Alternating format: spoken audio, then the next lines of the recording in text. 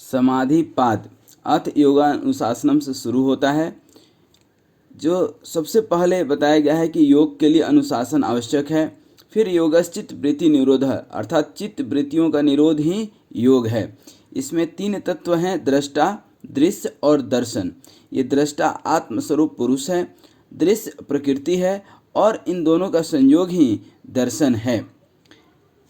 वृत्ति 2 प्रकार की पहले होती है, क्लिष्ट और अक्लिष्ट, एक सहायक और दूसरा बाधक। फिर से वृत्ति 5 प्रकार की, प्रमाण, निद्रा, स्मृति, विपर्य और विकल्प। प्रमाण 3 तरह से होते हैं, आगम, अनुमान और प्रत्यक्ष प्रमाण। चित्त स्फटिक मणि के तरह बिल्कुल शुद्ध होता है, लेकिन जब विषयों के साथ मिलता है तो एक आकार ग्रहण करता है जिसको चित्त वृत्ति कहते हैं। चित्त वृत्ति का निरोध का उपाय है अभ्यास और वैराग्य। चित्त वृत्तियों का प्रवाह परंपरागत संस्कार के बल से सांसारिक भोगों की ओर चलते रहता है। वैराग्य क्या होता है? देखे और सुने हुए विषयों में तृष्णा रहित चित्त की अवस्था को ही वैराग्य कहते हैं।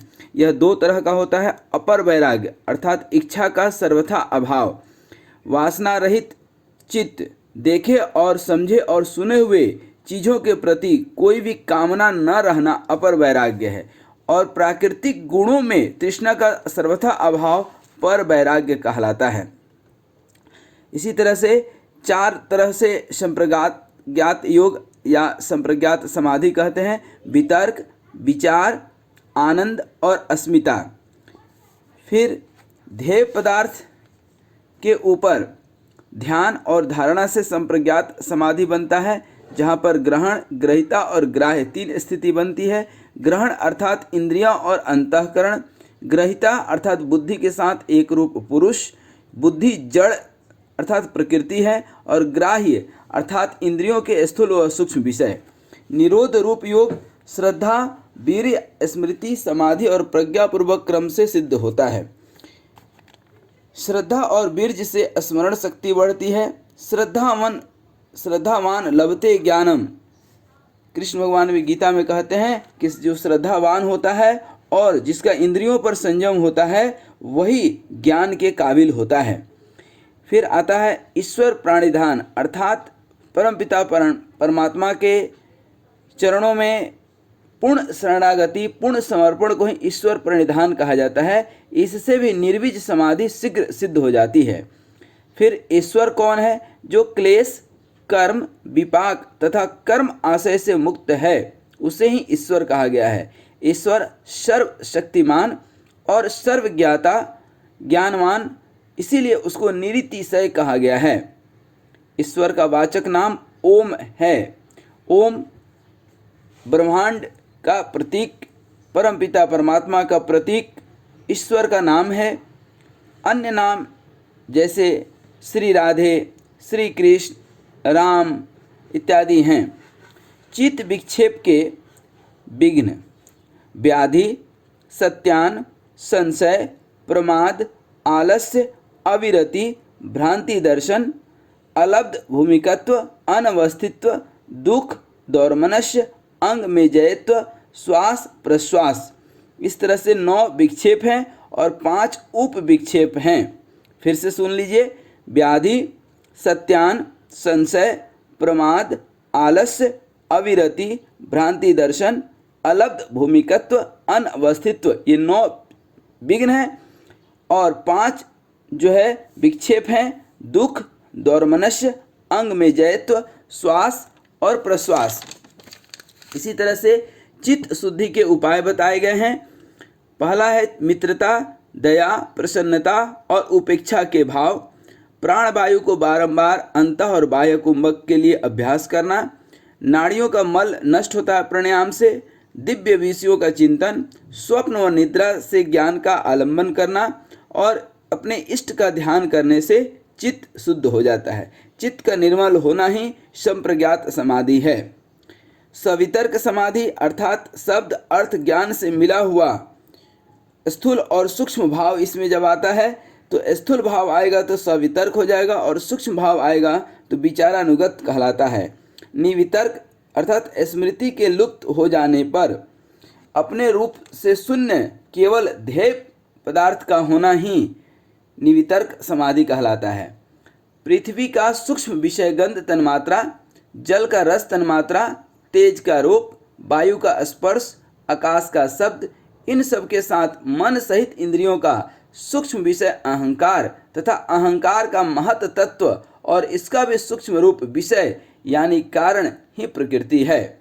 ऋतंबरा प्रज्ञा, जब बुद्धि सत्य ग्रहण करने लगती है उसी को ऋतंबरा प्रज्ञा कहते हैं। निर्बीज समाधि, जब संस्कारों का भी निरोध हो जाता है। कर्म के बीज संस्कार रूप में होते हैं, पर संस्कारों के खत्म होते ही कर्माशय नहीं रहता तथा कर्म बंधन से मुक्त हो जाता है। इसी निर्बीज समाधि को कैवल्य अवस्था भी कहते हैं। दूसरा पाद है साधन पाद, जिसमें सबसे पहले क्रिया योग, तप, स्वाध्याय, ईश्वर प्रणिधान बताए गए हैं। तप अर्थात शारीरिक मानसिक, स्वाध्याय अर्थात मंत्र जाप, पुस्तक पढ़ना, सद्ग्रंथ पढ़ना, महापुरुषों को सुनना इत्यादि स्वाध्याय में आते हैं। और पूर्ण समर्पण परमपिता परमात्मा के चरणों में, उसे ही ईश्वर प्रणिधान कहते हैं। क्रिया योग से समाधि की सिद्धि तथा क्लेशों का क्षय होता है। चित्त की 4 अवस्थाएं बताई गई हैं: प्रसुप्त अवस्था, तनु अवस्था और विच्छिन्न अवस्था, उदार अवस्था। प्रसुप्त यानी जो क्लेश सुषुप्ति की अवस्था में है, तनु अर्थात जिसका योग से वास किया जा सकता है, विच्छिन्न अर्थात जो दूसरे क्लेश से दबाए जा चुके हैं, और जो क्लेश कार्यरत है उसको उदार कहते हैं। ये 4 अवस्थाएं हैं। अविद्या क्या है? अनित्य, अपवित्र, दुख और अनात्मा में नित्य, पवित्र और सुख खोजने की अनुभूति ही अविद्या है। सुख के पीछे रहने वाला क्लेश राग है और दुख की प्रतीति के पीछे रहने वाला क्लेश दोष है। दृष्टा और दर्शन, दृष्टा अर्थात दृक् शक्ति, वह पुरुष चेतन, और दर्शन अर्थात बुद्धि जड़ प्रकृति। ये दोनों भिन्न हैं, पर जब इनका संयोग होता है तो जीवन का दुख, और वियोग होता है तो योग का शुरुआत अर्थात योग का लक्ष्य ही इनका वियोग है। इनके वियोग से अविद्या का नाश हो जाता है। अभिनिवेश, मृत्यु का भय अभिनिवेश कहलाता है। क्लेशों की वृत्तियां ध्यान के द्वारा नष्ट करने योग्य है। क्लेश मूलक कर्माशय से आयु, भोग और जन्म मिलता है। कर्म अर्थात पाप कर्म, पुण्य कर्म, मिश्रित कर्म। पाप कर्म को ही कृष्ण, पुण्य को शुक्ल और मिश्रित को जो है कृष्ण शुक्ल, और इन दोनों से रहित होने वाला जो है अकृष्ण अशुक्ल कहते हैं। पाप कर्म शोक देने वाला, दुख देने वाला होता है। पुण्य कर्म हर्ष देने वाला होता है। कर्म फल सब के सब दुख के ही कारण हैं। कर्म के आधार पर 3 तरह के दुख होते हैं: परिणाम दुख, ताप दुख और संस्कार दुख। हान, हेय, हेतु। हान अर्थात पुनर्जन्म, दुख का भाव। हेय नष्ट करने योग्य, और हेतु जो कारण है, जो आया नहीं है, आने वाला है, दुख है, वह नष्ट करने योग्य ही है। दृष्टा और दृश्य ही हेय के कारण हैं। दृश्य और दृष्टा का संयोग ही प्रकृति और पुरुष का संयोग है। प्रकृति के स्वरूप अर्थात दृश्य या तत्व 23 तत्व हैं। 5 कर्मेंद्रियां: मुख, हाथ, पैर, गुदाद्वार और मूत्रद्वार जननेन्द्रियां। 5 ज्ञानेंद्रियां हैं: त्वचा, आँख, नाक, कान और जिह्वा। 5 तन्मात्रा हैं: शब्द, स्पर्श, रूप, रस और गंध। 5 महाभूत हैं: आकाश, जल, अग्नि,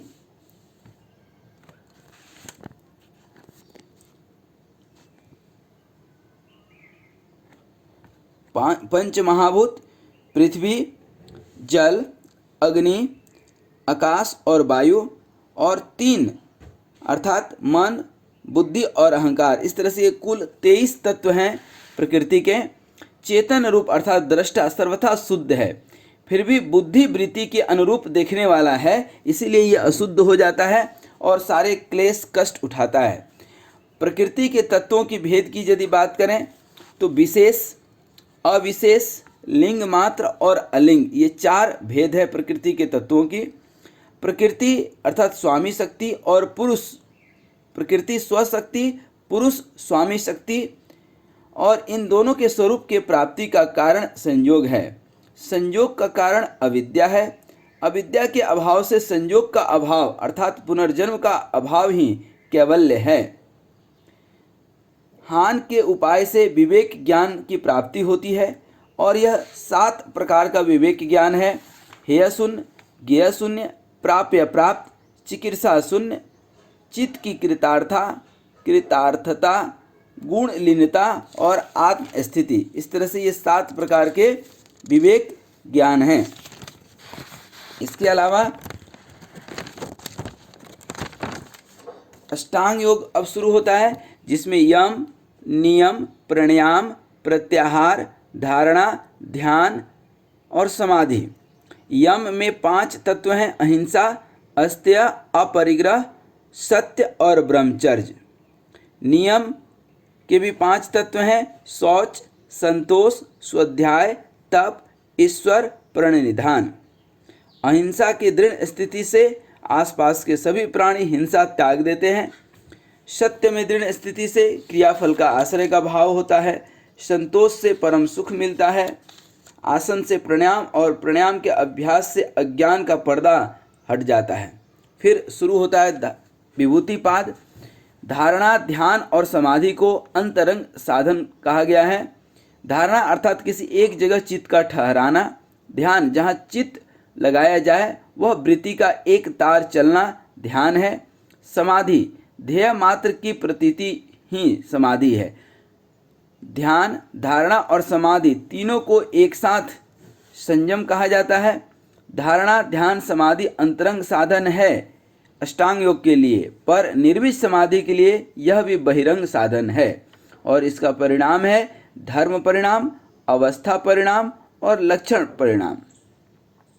धर्मी, अतीत, वर्तमान और आने वाले धर्मों में जो आधार रूप में विद्यमान रहता है उसे ही धर्मी कहते हैं। धर्मी धर्म का मूल आधार है। किसी भी काल में धर्मी के बिना धर्म नहीं रह सकता। इन तीनों परिणाम अर्थात धर्म परिणाम, लक्षण परिणाम और अवस्था परिणाम में संयम करने से भूत और भविष्य का ज्ञान हो जाता है। उसी तरह से शब्द अर्थ ज्ञान में संयम करने से संपूर्ण प्राणियों के वाणी का ज्ञान हो जाता है। सूर्य में संयम करने से 14 लोकों का ज्ञान हो जाता है। इस तरह से अलग अलग संयम करने से अलग अलग सिद्धियां मिलती हैं। स्थूल, स्वरूप, सूक्ष्म, अन्वय, अर्थवत्व पर संयम से भूतों पर विजय पाया जा सकता है। पंच महाभूतों पर। स्वार्थ के संयम से प्रातिभ, श्रवण, वेदन, आदर्श, आस्वाद, वार्ता, ये 6 प्रकार की सिद्धि मिलती है। हालांकि ये 6 सिद्धि साधक को भटकाने की काम करती हैं। भूत जय संयम से अष्ट सिद्धि मिलती है और इंद्रिय जय से 3 सिद्धियां मिलती हैं, जिनका नाम है मनोजवित्व, विकरण भाव और प्रधान जय। मनोजवित्व होता है कि मन के द्वारा जहाँ चाहे वहीं पहुँच गए। विकरण भाव, कहीं भी वस्तु को देख लेना, वस्तु दूर देश में रखी हुई है लेकिन यहीं से बैठे बैठे देख लेना। और प्रधान जय, कार्य कारण में स्थिरता का नाम ही प्रधान जय है। प्रातिभ ज्ञान से बिना किसी संयम का ही पहले कही हुई सारी बातों का ज्ञान हो जाता है। शरीर की संपदा, शरीर में 4 तरह के संपदा पाए जाते हैं। रूप, लावण्य, बल, वज्र के समान संगठन शरीर। पुरुष व बुद्धि के ज्ञान से स्वामी भाव उत्पन्न होता है। क्षण में संयम करने से विवेक ज्ञान की प्राप्ति होती है और यह विवेक ज्ञान 7 तरह का होता है जो हमने आपको अभी बताए हैं। हेय शून्य, ज्ञेय शून्य, प्राप्य प्राप्त, चिकीर्षा शून्य, चित्त की कृतार्था और गुणलीनता, आत्म स्थिति। जब बुद्धि व पुरुष का समान भाव से शुद्धि हो जाती है तब कैवल्य प्राप्त होता है। 5 प्रकार से सिद्धियां मिलती हैं, जन्म से, औषधि से, मंत्र से, तप से, समाधि से। अब चलते हैं हम लोग कैवल्य की ओर। कैवल्यपाद, यहाँ चित्त का उपादान कारण अस्मिता बताई गई है। नाना प्रकार के प्रवृत्तियों में नियुक्त करने वाला केवल चित्त होता है। जो ध्यान जनित चित्त होता है वह कर्म संस्कारों से रहित होता है। योगी के कर्म 4 प्रकार के हो सकते हैं: कृष्ण, शुक्ल, मिश्रित और अकृष्ण अशुक्ल कर्म। वासनाओं के कारण ही दुख, सुख, भोग, पुनर्जन्म है। जाति, देश, काल के व्यवधान रहने पर भी कर्म के संस्कारों का व्यवधान नहीं रहता। हेतु, फल, आलम्बन तथा आश्रय, इनसे ही वासनाओं का संग्रह होता है। समस्त धर्म गुण स्वरूप ही है, अतः समस्त धर्म त्यागने योग्य ही है। इसीलिए कृष्ण भगवान भी गीता के अंतिम पद में कहते हैं, सर्वधर्मान्य परित्याज्य माम एकम शरणम ब्रज। चित्त का स्वामी पुरुष अपरिणामी होता है, उसको किसी परिणाम से लेना देना नहीं है। चेतना से प्रकाशित जो है चित्त होती है, न कि वह स्वप्रकाशित है। चेतन पुरुष निर्विकार, अपरिणामी, असंग और क्रिया शून्य है। दृष्टा और दृश्य से जो रंगा हुआ है वह चित्त सब अर्थ वाला हो जाता है। समाधि के अंतराल में दूसरे पदार्थों का ज्ञान पूर्व संस्कारों से होता है। इन संस्कारों का विनाश क्लेश के भांति ही करना चाहिए। जिस योगी का विवेक ज्ञान से भी वैराग्य हो जाता है उसे धर्म मेघ समाधि कहा जाता है। जिसके लिए कोई कर्म शेष नहीं रहा, कारण में विलीन हो गया, वही तो कैवल्य की स्थिति है। वही जो है कैवल्य की स्थिति है, अर्थात मन का मिट जाना ही योग है। प्रकृति से पुरुष का वियोग ही पतंजलि का योग है। चित्त की 5 भूमि या 5 अवस्थाएं बताई गई हैं: विक्षिप्त, मूढ़, क्षिप्त, एकाग्र और निरुद्ध। चित्त वृत्तियों का निरोध 2 तरीके से किया जा सकता है: अभ्यास और वैराग्य। चित्त शुद्धि का उपाय हमने आपको बताए। प्रकृति की विषमता से ही विकृति जो है बनती है और यह जीवन विकृति का ही, क्योंकि प्रकृति यदि समत्व भाव में आ जाए तो पुरुष और प्रकृति एक दूसरे से मुक्त हो जाएंगे और यही मोक्ष, यही कैवल्य की जो है। पुरुष 3 अवस्था में पाए जाते हैं: जागृत, स्वप्न और निद्रा।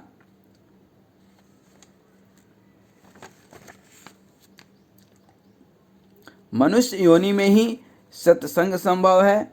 योग दर्शन और ये वीडियो देखना, सुनना इत्यादि सब संभव है। चित्त अर्थात क्लेश निवृत्ति के बहुत सारे उपाय बताए गए हैं, जिसमें कि प्रतिप्रसव बताया गया है। ध्यान से क्लेश की निवृत्ति की जा सकती है। क्रिया योग से क्लेश की 4 अवस्थाएं, तनु, विच्छिन्न, विक्षिप्त, उदार, इन सभी का नाश संयम से होता है जब विवेक ज्ञान की प्राप्ति हो जाती है। समय क्या है, अर्थात कारण और कार्य के बीच का अंतर ही जो है समय है, क्षण है। क्षण पर संयम से विवेक जनित ज्ञान की प्राप्ति होती है।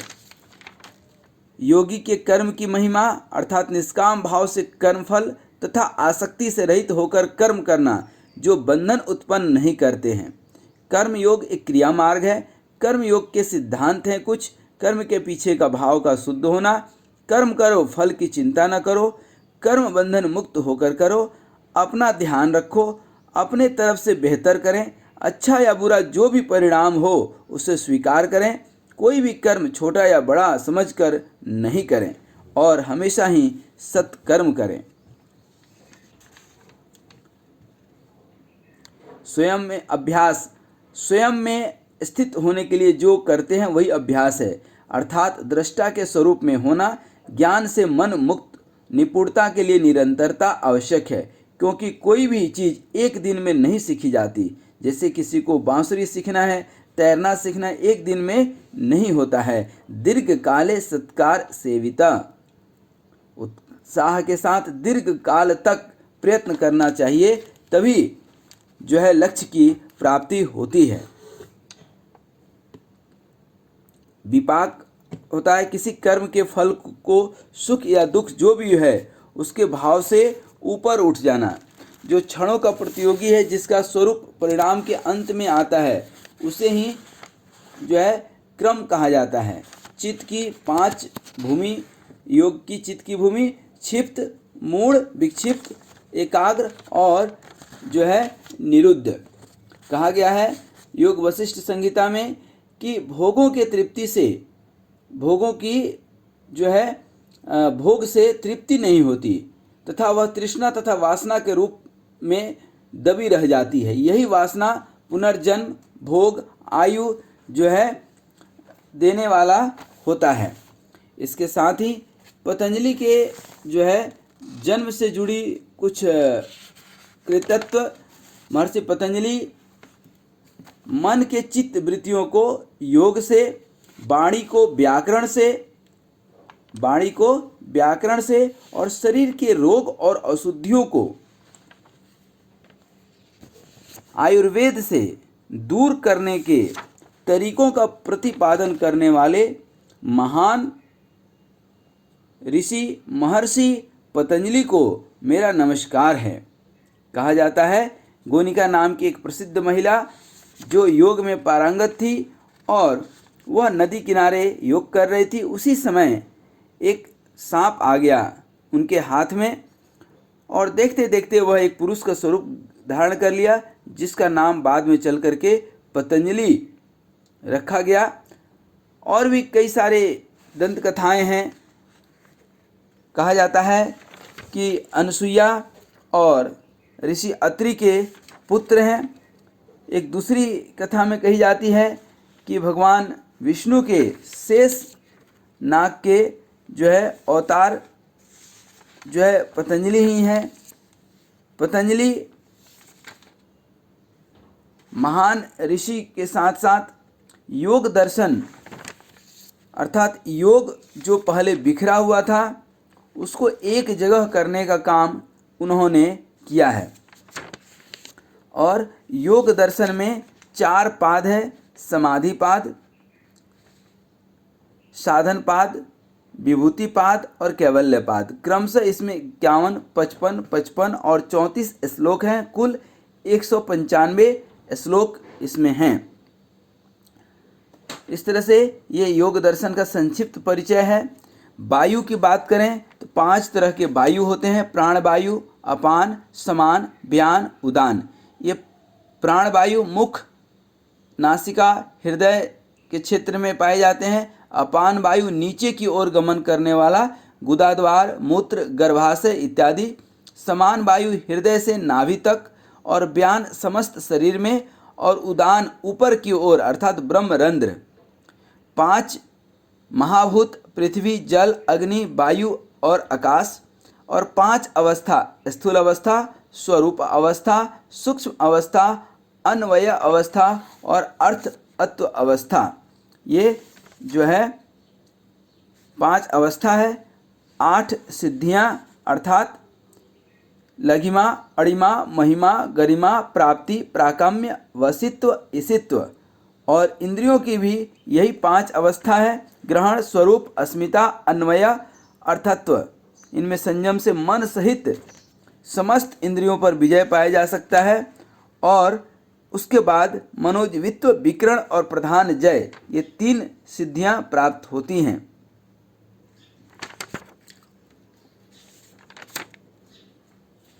योग दर्शन मूलतः सांख्य दर्शन का व्यवहारिक पक्ष है। दुख सुख, हानि लाभ, जय पराजय सब में समभाव रहना ही योगः समत्व उच्यते। चित्त निर्विकार है। चित्त जिस विषय के साथ आता है उसी का आकार ग्रहण कर लेता है। फिर वैराग्य हमने बताए कि मन को भौतिक इंद्रियों से सुख को समेटकर स्वयं में स्थापित कर लेना और तृष्णा रहित हो जाना ही वैराग्य है। एक इच्छा दूसरे इच्छा को जन्म देता है और इच्छाओं की पूर्ति करते करते इंसान थक जाता है, लेकिन इच्छाएं पूर्ति नहीं होती है। मन में कोई इच्छा न हो, यह भी एक इच्छा है। प्रसन्नता की इच्छा, अप्रसन्नता की इच्छा इत्यादि। इस तरह से महर्षि पतंजलि, जो लगभग 200 ईस्वी पूर्व संभवतः राजा पुष्यमित्र शुंग के समय में जो है इनका आविर्भाव हुआ, और इन्होंने योग दर्शन अर्थात सांख्य, मीमांसा, न्याय और विशेषिका वेदांत के साथ योग भी एक दर्शन है 6 दर्शन में। अतः महर्षि पतंजलि द्वारा कृत यह योग दर्शन का एक संक्षिप्त सार था। धन्यवाद।